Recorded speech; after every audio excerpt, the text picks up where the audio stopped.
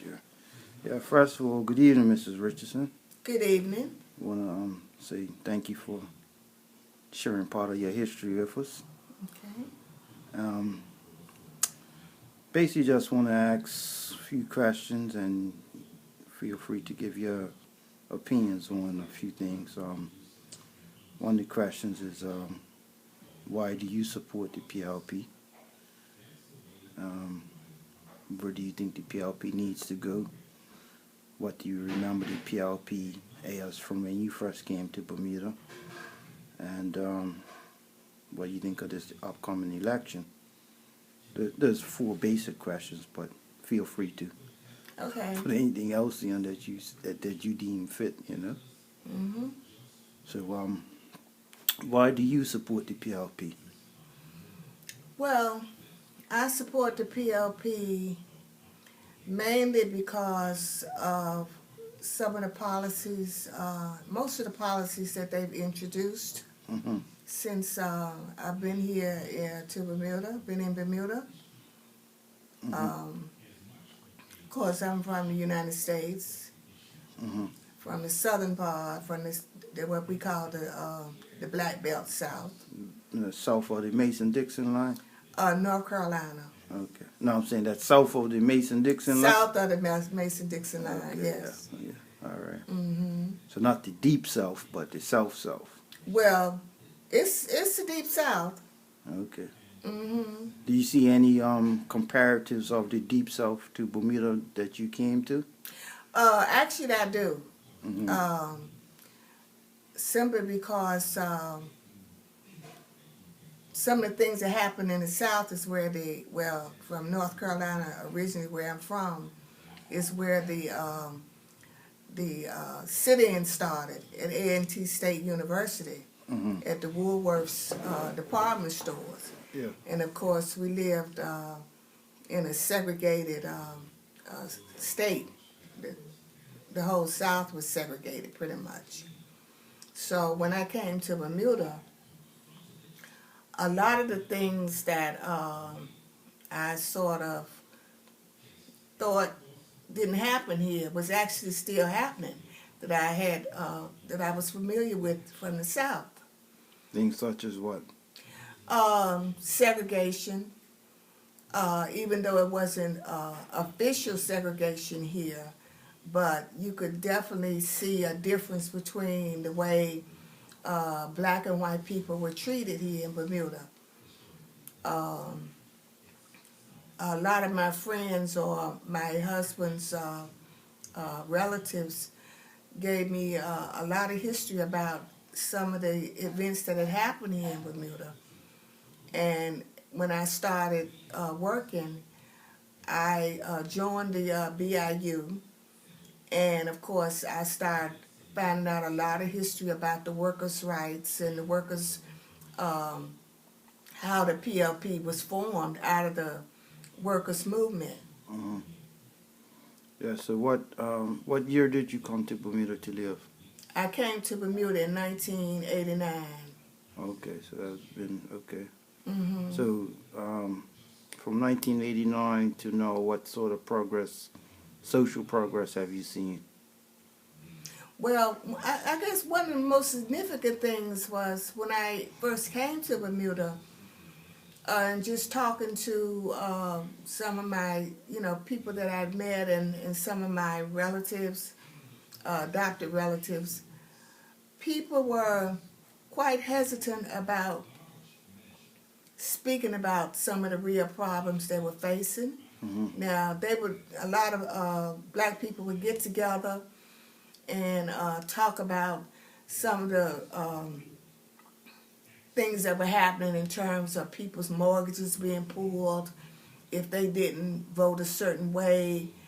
The fact that a lot of people were basically, particularly black people here, were pretty much told, just be a good housekeeper, be a good maid, be a good taxi driver, always have a smile and just be nice to the tourists and forget about all that other stuff, And so a lot of this stuff I saw as disingenuous, because after talking to a lot of people were very unhappy, Mm-hmm. at the way they were being treated, the fact that there was double constituencies when it came to voting, you know, and that's something I couldn't wrap my head around, why you had to vote for two different people just running the same constituency.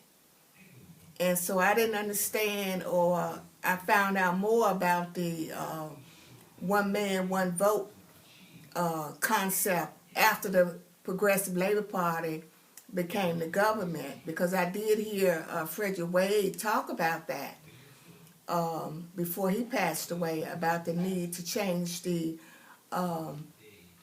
way the voting was taking place here in Bermuda. So I saw that as very significant.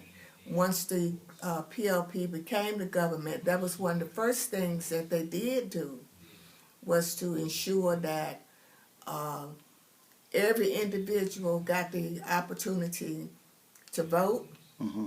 and that it wasn't based on how much property you owned and what section of the city you lived in, or what parish you lived in. So I thought that was quite significant. Yeah. Okay. So you would say one of your reasons for joining the PLP or being an active participant in the PLP was for social justice. Pretty much so. Not only because my husband's family has a history of voting or supporting the Progressive Labor Party, and also the workers' movement, but again, I saw a segregated community Mm-hmm.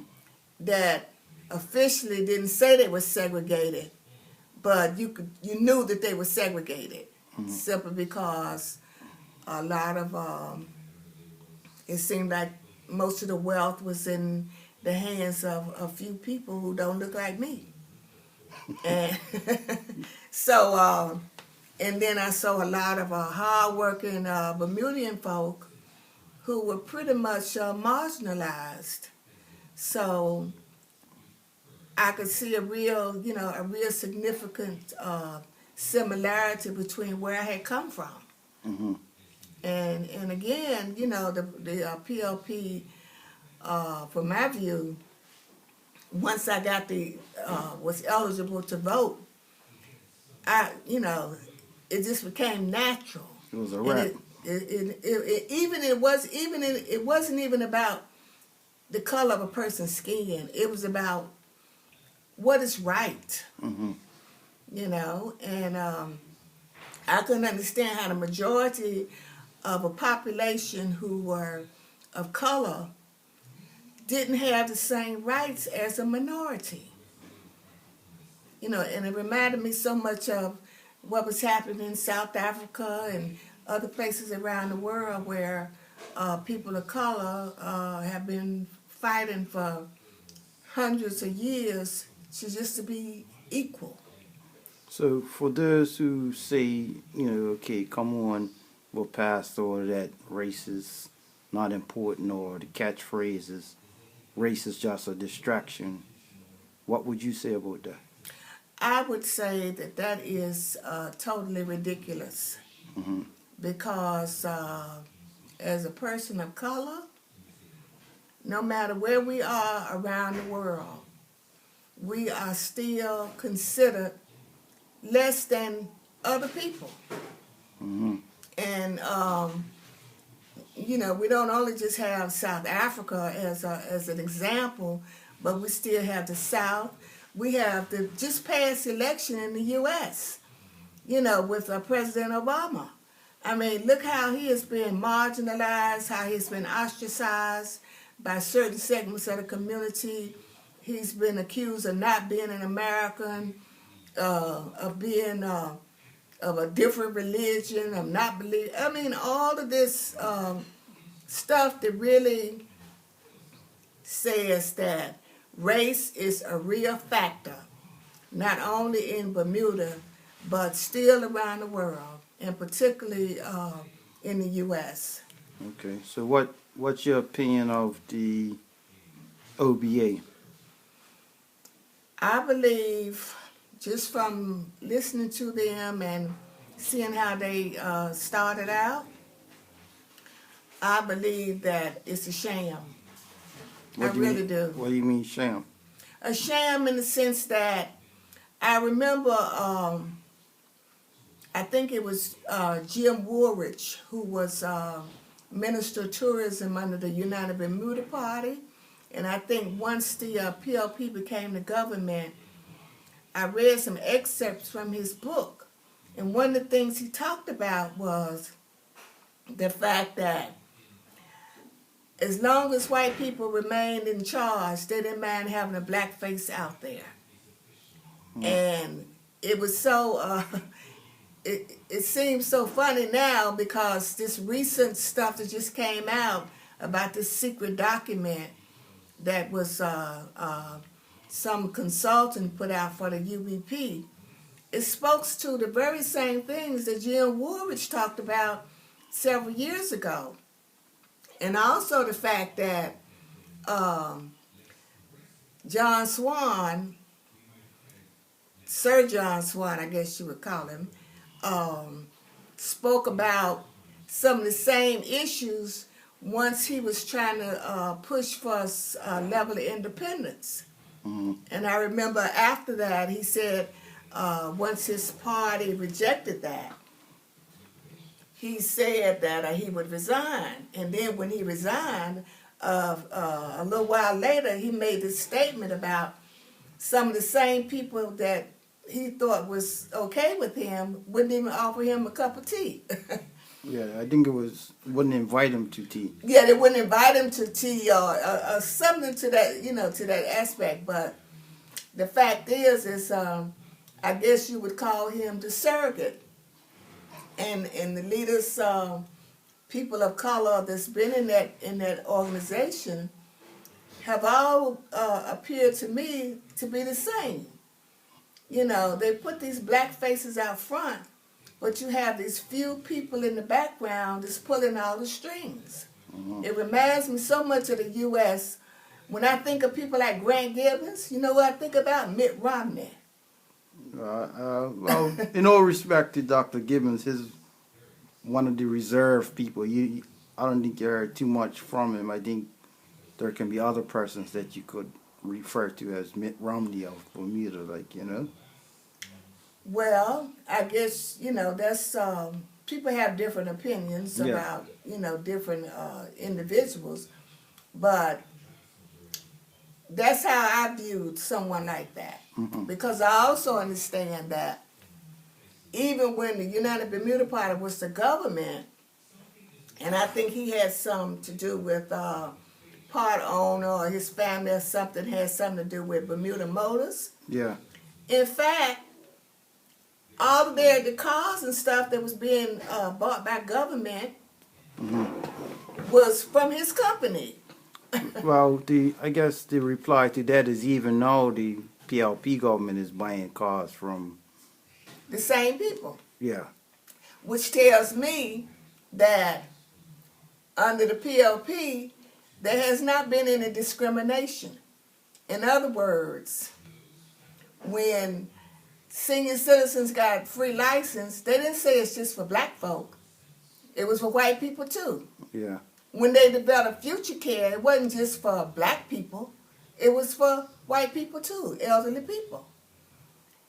So from my perspective, this government has been fair across the board. Yeah, probably a little bit too fair. I beg your pardon? Some might say a little bit too fair. Well, again, I think when you are a government, you just don't represent certain people. You represent everybody. No, I know, but I'm saying that there are those who, on one side, would say, well, that in trying to be fair, but still the government of the day is still giving contracts to those who have already, while those who don't have are being excluded from contracts. So, in other words, you go buy 20 cars from Gibbons Company. Mm-hmm. Gibbons is all right. Why didn't you get somebody to form a company and bring in those same cars? If you feel what I'm saying. Mm-hmm. Well, I mean, I could appreciate that argument, but I also have to consider the fact that, you know, governments don't create businesses. Mm-hmm. You know, in other words, individuals has to have the initiative to create businesses. And now I look at when the government gave Proactive the contract to be a Berkeley Institute, the school. I mean, the level of pushback that they got. Mm-hmm. And I think that was one of the first, I mean, from my understanding and for what I can recall, that was one of the first initiatives that the government tried to institute to bring in, say, like a black contractor to do a major project. Mm-hmm. I remember also that, and I think that was under Mr. Alex Scott, Premier Alex Scott. But I also remember when Dr. Brown was the premier, that he tried to introduce workforce equity, something to that effect. Yeah. And the amount of pushback that he got, you know, he was being accused of trying to establish the same kind of systems they have in the U.S. He was too Americanized, and the amount of pushback that he got from that, you know, by saying that if someone was here on a work permit, that they should have to train a Bermudian to take over that position. But the amount of pushback that he got, they were saying he was trying to institute affirmative action and he was too Americanized. And it wasn't just pushback from the white community, it was a lot of pushback from black folk as well. You know, so I think, from my perspective, I think the government has tried to institute some policies to ensure that the people that's been left behind are now having opportunities to become entrepreneurs, to run their own businesses. I look at the EEE zone. I look at the fact that a lot of money has been put into BDLC. So I really do believe that they've tried to equal the playing field the best they could, considering the fact that just because you have political power doesn't necessarily mean you have economic power. That's entirely true. Where do you see the PLP needing to go in the next 5 years? Not simply as what government policies, but what they need to do as a party going forward. Where do I see them going? No, in other words, you have the PLP government, or the government under the PLP, and then you have the PLP party itself. So I'm asking, in the next 5 years span, where do you see the PLP party needs to go? Well, I think that once the economy improves, and I believe that it will improve because different economies go through cycles like this. And this is probably one of the worst cycles that our generation has seen in a long time. I believe that once the economy continues to get better, that you will see the government put in a lot more initiatives to ensure that people who have been left behind will have an opportunity to progress. You can start seeing some of that now with the fact that the government is sending a lot of young Bermudians away for training in construction and in accountancy and they've opened up, the education system where a lot of Bermudians in the past who couldn't afford to go to college are now able to go. So I could see progress on the horizon. I could see it every day. So I feel quite confident that in the next 5 years, as the economy becomes better and gets better, I think you'll see a lot more Bermudians become employed and also hopefully become entrepreneurs. And rather than just being an employee, they'll become employers. Okay. All right. That's on the government side. What do you think the party itself needs to do?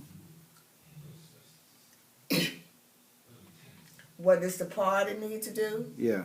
Not as a government, but as a party. As a party? Yeah.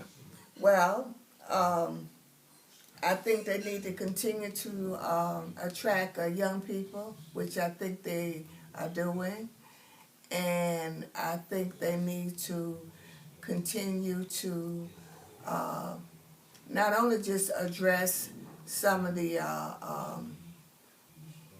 I don't know what you would call some of the difficult things that young people are going through, some of the problems in terms of gangs and all that kind of stuff.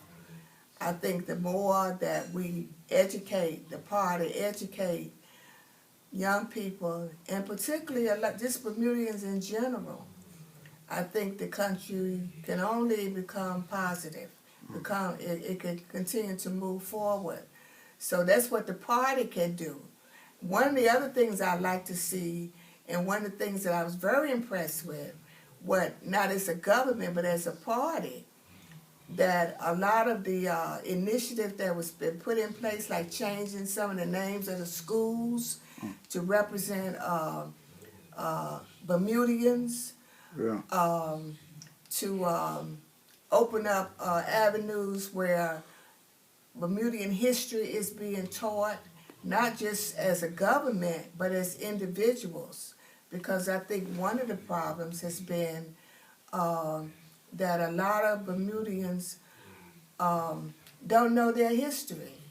And I think it's been an identity crisis, particularly among a lot of young people of color, who I often say to some of my friends, when you lose your identity, if you don't know your past, you definitely don't know your future, and you can't really represent your present. I see it all the time.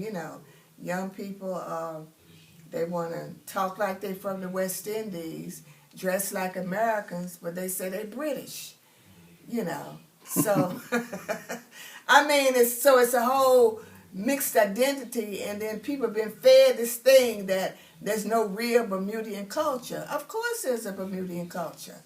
And so I think that's something that the party can do in terms of raising people's consciousness about what it is to be Bermudian and the contributions that Bermudians have made. I think when the government, along with the party itself, put in this whole idea of Heroes Day, that was like very significant, because a lot of people didn't know anything, didn't know much about anybody except Dame Lois Brown Evans, and Roosevelt Brown maybe, So just the idea that the party in its leadership role has, I think, tried to raise people's consciousness about what it is to be Bermudian, and that they should be proud to be Bermudian. But also, they need to continue to push back against those people to say, that you're worthless, And hopefully one day I would like to see the party move towards independence. Because in my view, in the 21st century, what country is there that does not want to be independent? And I think the party can play a major role in trying to raise people's consciousness about the importance of being independent, you know, and being to be self-sufficient. So the body and the government has a dual role to play, but I'm quite impressed with the Progressive Labor Party. Okay. All right. Is there anything else you would like to add? Well, I guess just the fact that I can appreciate some of the information that the premiers put out there, that the different ministers have put out there to talk about some of the initiatives that the government has done a lot of stuff in 14 years, you know. Mm-hmm. A lot of stuff that some countries it may take 20, 30 years to do. They've done quite a bit. And I've been very impressed with them. If I wasn't, I wouldn't even vote. If I wasn't impressed with the government and with the PLP. That's why I joined. Mm. Not so much, again, it has family ties, but again, it's because I know what it is to be marginalized. And I think the party is able to raise people's consciousness and with some of the government programs to help people to understand that, you know, black people are important people too, you know, and that, I mean, we help build the world, Yeah. you know, and sometimes we have to remind our folk of that, you know, we are very smart people, we have a conscience, and that we're good people because of some of the stuff that's been done to black people somewhere else. Some of the oppressors would have been killed by now. But our people are forgiving people.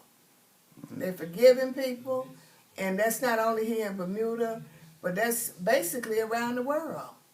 Yeah, probably a little bit. Mm-hmm. I don't want it. What the hell? I think we're too forgiving sometimes.